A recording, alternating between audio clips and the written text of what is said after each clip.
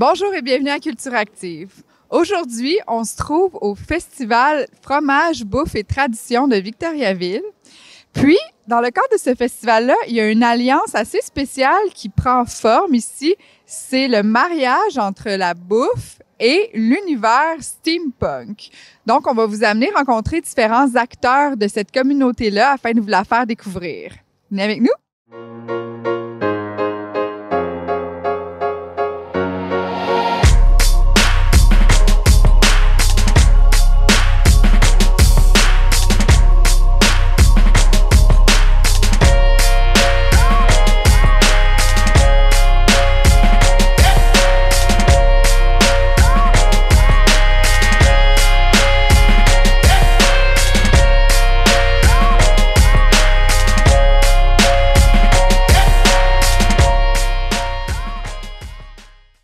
Donc, je suis en compagnie de Dominique et François de l'Association de Steampunk Québec et Steampunk Montréal.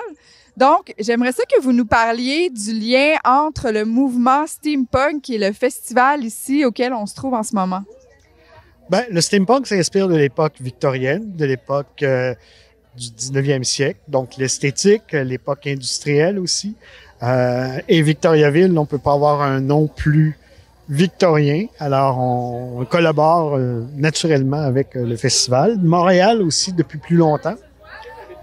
Oui, puis je pense que le festival en question, c'est un mix de plusieurs festivals ou de plusieurs activités, dont une qui était au niveau des traditions de l'époque victorienne à Victoriaville. Fait que nous, on a été approchés à un moment donné par des organisateurs pour amener un côté festif, un côté d'animation au festival avec nos patentes qui font anciennes et futuristiques en même temps.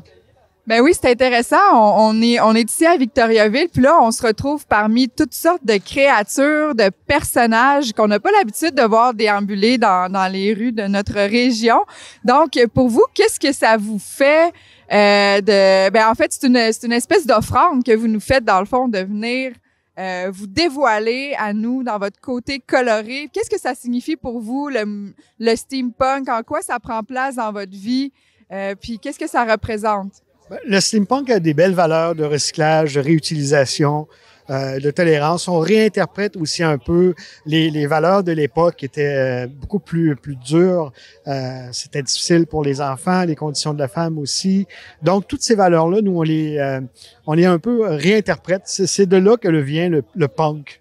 Le steam, on peut le comprendre, c'est la vapeur, c'est des engrenages. Mais le punk, des fois, les gens disent « Mon Dieu, c'est violent ». Non, c'est pas ça. C'est vraiment un peu la rébellion, la réinterprétation. Ce qui est le fun avec le steampunk aussi, c'est que on peut avoir une machine à voyager dans le temps. Donc, on peut avoir des petits anachronismes. On peut avoir de l'équipement qui est beaucoup trop moderne pour cette époque-là et vice-versa. Donc, et on participe à des événements comme ça pour recruter, pour embarquer dans notre folie plus de gens. Mais aussi, on aime ça, présenter nos créations, partager notre créativité, montrer les choses qu'on peut faire avec des objets du quotidien, avec des jouets qu'on récupère, qu'on réinterprète, et auxquels on ajoute des patentes pour leur donner en même temps un look futuristique puis un look qui fait d'époque. Il y a des objets qu'on pourrait trouver dans le grenier de votre grand-père, mais en même temps, on s'amuse beaucoup avec ce qu'on retrouve.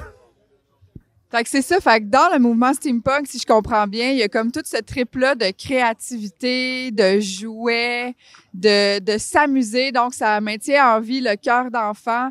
Il y a aussi ce souci-là de la récupération. Là, vous me parliez de réinterprétation. Donc, est-ce qu'on pourrait dire que parce que comme vous dites, là, il y avait quelque chose de très dur, c'était une époque assez patriarcale, on va se le dire. Donc, est-ce que dans votre acting ou reacting de cette époque-là, est-ce que il y a quelque chose en vous qui aspire à changer un peu l'histoire ou à la réécrire d'une autre façon? Bien, déjà, si vous regardez certains personnages que les femmes incarnent, c'était pas nécessairement des métiers ou des professions que les femmes étaient présentes à cette époque-là. Donc déjà, il n'y avait pas de femmes pilotes, très peu, il n'y avait pas de mécanicienne, c'était à la maison, Donc déjà, ce mouvement-là de dire, écoutez, dans le steampunk, vous pouvez être ce que vous voulez. Il n'y a pas les limites, il n'y a pas les contraintes de cette époque-là. Il y a des steampunks, c'est ça. de conventions sociales à respecter Très ou imposées non plus. Donc, effectivement, la femme peut avoir le rôle qu'elle veut. On n'a pas de restrictions au niveau non plus du genre des personnes. Le mouvement est très accueillant, quelle que soit votre appartenance, quelle que soit votre orientation. Tout le monde est bienvenu dans ce mouvement-là. Tout le monde est libre d'exprimer qui il est ou qui il veut prétendre être, ce qui est encore plus amusant. Puis, quand vous parlez de recrutement, en fait, qu'est-ce que ça implique ou comment les gens, mettons, sont intéressés, ils voient ça, ils font « Wow, je veux prendre part à ça ». Comment ça se manifeste? Est-ce que vous avez d'autres rencontres? Qu'est-ce que vous faites quand vous êtes ensemble entre steampunk choisis? Quand on parle de recrutement, ce qu'on veut surtout dire, c'est que les gens nous regardent et ils disent « Hey, wow, c'est extraordinaire ce que vous faites, je serais jamais capable de faire ça. » Puis là, on leur dit « C'est pas vrai. » La créativité, tout le monde en a, tout le monde est capable de faire quelque chose. Chacun a ses forces, chacun a ses faiblesses, mais misez sur vos forces. Quand on recrute, on dit aux gens, venez participer, venez voir dans nos activités qu'on fait, mais voir ce qu'on fait. Venez voir de quelle façon vous pouvez vous-même aller chercher votre propre créativité puis libérer votre imagination. Fait que on n'est pas une secte, on n'est pas là pour recruter des gens. C'est vraiment donner la place à des gens pour pouvoir s'amuser, pour pouvoir s'exprimer. J'aime tout ce qui est historique. Puis le steampunk, ça fait que ça prend l'historique, puis ça vient donner une touche artistique. Moi, je suis hyper artiste en plus, fait que ça vient mêler deux choses qui sont totalement opposées, mais qui ensemble forment un tout vraiment exceptionnel, là. Fait que je m'éclate dans ces moments-là, dans ces costumes-là, dans ces événements-là. Fait que moi, c'est vraiment une passion pour moi, là. En fait, ce que tu nous expliques aussi, c'est que c'est un mariage de deux passions. C'est le côté plus artistique puis ta passion pour l'histoire. C'est bien ça? Oui, c'est ça, exactement. Puis, je me demande justement, tu nous dis que tu es artistique. Est-ce qu'il y a d'autres formes d'art que tu pratiques qui t'ont mené vers l'expression par le style ou est-ce que c'est vraiment le côté artistique de toi, il s'exprime principalement par ça? Oui, c'est principalement par ça, effectivement. Okay, parfait. Puis, dans ton cas, qu'est-ce qui a fait que tu choisis ce personnage-là qui moi, dans mon rôle steampunk, je l'ai dit Temperella, puis elle voyage dans le temps. Okay. Et aussi, ça m'aide à m'évader du temps, de me promener. Et je fais des belles rencontres dans chaque temps. Et on retrouve tous nos amis. C'est des moments qu'on se voit pas tous les jours. Fait que des grands événements, on est tous excités comme des jeunes enfants. On s'en va jouer. Comme le combat, le duel des ombrelles, le gun, là, Nerf, tiens. Fait on est là pour s'amuser. Puis en même temps, on amuse les petits-enfants puis les grands. Je trouvais ça vraiment intéressant quand tu nous parlais de voyage dans le temps, puis en même temps, quand vous êtes dans vos personnages, c'est comme si ça vous fait sortir de la réalité temporelle actuelle. Tout à fait. Tiens, c'est ça. On est on s'amuse, on se donne le droit de jouer. C'est ça qui est le fun. Parce que moi, à 61 ans, là, mais c'est le fun. Puis qu'est-ce que tu penses que ça t'apporte dans ton quotidien de te donner ces espaces-temps-là hors du temps où est-ce que tu peux t'amuser? Énormément de joie quand on crée des costumes, quand on crée des images. C'est ça. C'est la joie. Et 1, et 2, et 3, et 4, et 5, et hold. La même tactique une deuxième fois. Fait que on est dans un univers où est-ce qu'on peut cultiver notre cœur d'enfant, cultiver le fantastique dans la réalité. Puis c'est quoi l'impact que ça a sur toi dans ta vie, dans ton quotidien, de nourrir cet espace-là en toi? Moi, je dis souvent que les gens embarquent pour le steam, mais restent pour le punk. Ils voient les goggles, les chapeaux, les corsets, les guns, puis ils font « Hey, c'est beau! Où est-ce que je trouve ça? » Bon, l'idée, c'est pas où je les trouve, c'est comment je les fais.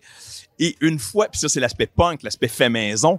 Et quand le monde réalise ça, ben ça change ta façon de voir les choses. Y compris quand tu fais pas du steampunk, parce qu'à un moment donné, tu réalises que tu es capable. Tu sais, chez nous, il y a quelques mois, j'avais besoin d'un meuble, puis je trouvais pas de meuble qui fitait. J'ai acheté des planches, je l'ai fait. Puis il est mieux que ce que j'aurais trouvé en magasin, puis ça m'a coûté moins cher. Puis c'est comme ça que j'ai réalisé avec ça, puis que plein de monde réalise, parce que on arrive, puis on se dit, c'est comme hors de ma portée, puis dès qu'on se met à jouer avec ça, on se rend compte que finalement, on est capable d'en faire des choses. Tu sais, nos grands-parents, là, ils fabriquaient leur maison, ils bâtissaient leurs meubles, ils faisaient tout eux autres mêmes, puis on n'est pas plus niaiseux qu'eux autres, là, tu sais. Fait qu'on on a encore ça dans nous autres, faut juste se lancer, finalement, là. Puis c'est ça. Puis moi, ben surtout, c'est la communauté. C'est tous mes meilleurs amis. Le monde est tellement accueillant. C'est pas du monde qui garde leurs secrets. Quelqu'un arrive avec quelque chose, puis je sais pas comment faire ça. Moi, j'en ai fait, je vais te donner des trucs, puis je vais t'aider, puis on s'échange des choses. Mon costume aujourd'hui, j'ai des pièces qui ont été faites par 3 ou 4 personnes du groupe que j'ai cumulées avec les miennes. Le tissu, moi, comme je disais tantôt, je suis nul là-dedans. Il y en a une qui est très bonne, qui m'a cousu ça. La broche qu'il y a là, c'est un autre. Les bijoux, c'est ma femme. Fait là, tu bénéficies des forces de tout le monde, tu sais. Puis c'est ça, c'est ouvert à toute la famille. Des fois, on en a qui arrivent avec des enfants, là, ça va pas encore à l'école, là, puis ils font une robe, puis c'est cute, là. Puis c'est ça, on s'ajuste aux gens qu'on a. On a fait des événements où on avait du monde du secondaire puis des retraités qui venaient dans le même événement avoir du fun ensemble, là. Il y a pas de... Tu sais, il y a beaucoup de culture ou d'activités que c'est bon, ça c'est les ados, ça c'est les jeunes adultes, ça c'est les vieux. Tu sais, au bingo, il y a pas beaucoup d'ados, là, tu sais. Mais nous autres, on a des ados puis on a des retraités qui viennent triper ensemble parce que ça a pas d'âge. Tu sais, on met chacun... Hier, j'avais mon père avec moi au festival qui exposait ses machines à vapeur là, qui s'est fabriqué lui-même. Tu sais. C'est vraiment multigénérationnel. Il y en a beaucoup qui viennent avec leurs enfants. Les enfants embarquent aussi. Ou des fois, les enfants restent plus longtemps que les adultes. Des fois, c'est l'inverse. Mais c'est ça qui est le fun. C'est pour tout le monde.